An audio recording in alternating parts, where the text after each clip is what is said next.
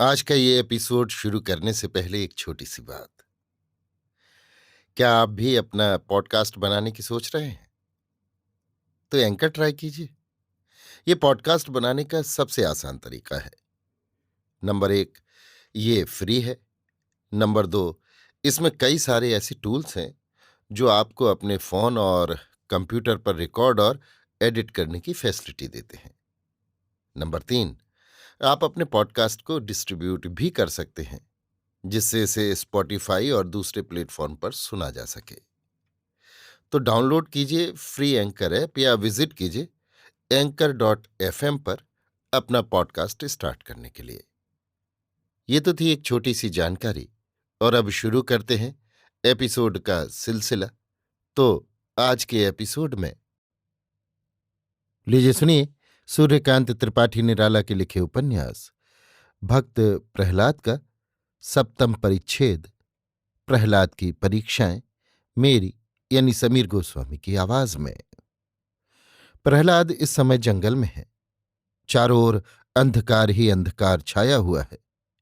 सूर्य की किरणों को यहां भी बैठने की आज्ञा नहीं होती। अंधकार के शरीर रक्षक पल्लवों की हरियाली में आंखों को तृप्ति देने वाली सुंदरता नहीं है। सब जगह हलाहल का रंग चढ़ा हुआ है। राज्य हिंस्र जंतुओं का, और वो वध भूमि हिरण्यकशिपु के अपराधियों की। प्रहलाद ने आंख खोलकर एक बार चारों तरफ अच्छी तरह देखा। वन की भयंकरता में रह रहकर अगोचर भाव से उठने वाली न जाने वो कैसी चीख थी।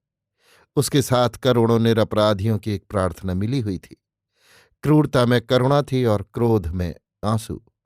वन के हर एक तृण से प्रहलाद का स्वागत सजग हो गया था। वे एक अव्यक्त वेदना में भरे हुए थे।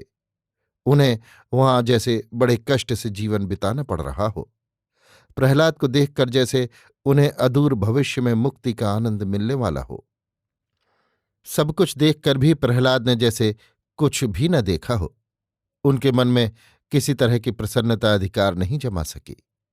इसे वे पहले ही से हृदय की दुर्बलता समझते आए हैं। एकनिष्ठ परमात्मा के ध्यान में तल्लीन रहना ही उन्होंने अपने लिए कल्याणकारी समझा। आत्म प्रशंसा के भाव को समझकर भी उन्होंने दबा देना ही मनुष्योचित कार्य निश्चय कर लिया। जल्लादों को प्रहलाद की उतनी कम उम्र में चोट करते हुए भय हो रहा था। एक ने कहा, संभल, अब तेरा काल आ गया है। तुझे मारने के लिए महाराज ने आज्ञा दी है। जिसे जो कुछ कहना सुनना हो कह सुन ले, नहीं तो फिर पछताना ही रह जाएगा। प्रहलाद ने आंखें उठाकर एक बार जल्लादों की ओर भी दृष्टि फेरी, फिर निगाह नीची कर ली। तीव्र तृष्णा ही उनसे हत्या जैसे घोर दुष्कर्म के लिए भी नहीं न करने की शक्ति छीन रही थी। माया की विचित्र लीला और अपार पराक्रम के ध्यान मात्र से प्रहलाद का हृदय दहल गया। परंतु इसे भी उन्होंने ईश्वर की इच्छा पर ही छोड़ दिया और शांत स्वर से कहा, भाइयों, मुझे मृत्यु का बिल्कुल भी भय नहीं है। परंतु सोचो तो, क्या हिरण्यकशिपु से भोजन वस्त्र के लिए तुम लोगों ने कोई चिरकालिक लिखा पढ़ी करा ली है? संभव है वो कल तुमसे रूठ जाए। क्या तुमने ये सोचा है कि उस दिन फिर कौन तुम्हारे भोजन वस्त्र का प्रबंध करेगा? हरगिज न सोचा होगा। अगर सोचते तो इन क्रूर कर्मों से तुम्हारा निस्तार हो गया होता। कुछ देर के लिए जल्लादों के मन की परिस्थिति तूफान उठने के बाद के शांत स्वर की तरह धीर और सहज गंभीर हो गई। इस तरह की बात आज तक किसी भी अपराधी की जबान से उन्हें नहीं सुनने को मिली थी। आज तक के अपराधियों की मृत्यु की आज्ञा सुनने के साथ ही बेहोशी की हालत हो जाती थी। फिर स्थिरता, उपदेश और ज्ञान की जगह उनमें जड़ता, भय और अज्ञान का अधिकार दीख पड़ता था। प्रहलाद की निर्भीकता से कुछ देर तक उन्हें अंतरात्मा से कुछ प्रश्न करने की सामग्री मिल गई। परंतु थोड़ी देर में चिरकाल के संचित पापों के संस्कार ही प्रबल हो उठे और पहले की भावना मन से जाती रही। घर की याद आई, स्त्री की याद आई। उनके मुरझाए हुए मुखड़े आंखों के आगे रह रहकर आने जाने लगे। अभ्यास ने कहा, लो उठाओ खड्ग और रख दो तौलकर गर्दन पर। कमजोरी ने उपदेश दिया, ये तुम्हारा धर्म है, इसे हरगिज न छोड़ो, अगर बचना और अपने बाल बच्चों को बचाना चाहते हो। बस फिर क्या था। अपने ही भीतर अपने कर्म की तारीफ करने वाले बहुत से मिल गए। संस्कार को दूना बल मिला। जल्लादों ने खड्ग उठा लिया, फिर कहा और कुछ उत्तेजित कंठ से कहा, ले संभल, ये सब हम बहुत सुन चुके हैं। प्रहलाद हाथ जोड़ परमात्मा का ध्यान करने लगे। कब उन पर खड्ग के वार हुए उन्हें नहीं मालूम।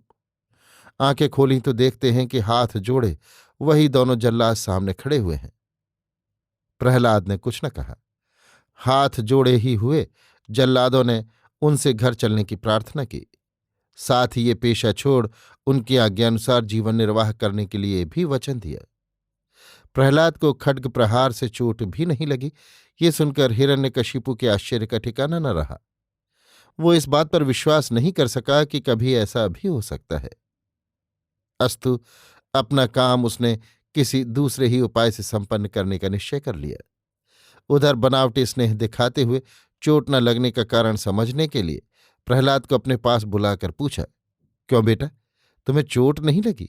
इसका क्या कारण है? विनय भाव से पूर्ववत ही अपनी भक्ति प्रकट करते हुए प्रहलाद ने उत्तर दिया, पिताजी, मैं इसका कारण कुछ नहीं जानता। राम मेरे रक्षक हैं, सब उन्हीं की कृपा है। हिरण्यकशिपु को कुछ आश्चर्य हुआ, परंतु अविश्वास ने इसे थोड़ी ही देर में हृदय से निकाल दिया। फिर से आजमाने की इच्छा प्रबल हो उठी। अभी आप सुन रहे थे सूर्यकांत त्रिपाठी निराला के लिखे उपन्यास भक्त प्रहलाद का 7वां परिच्छेद, प्रहलाद की परीक्षाएं, मेरी यानी समीर गोस्वामी की आवाज में।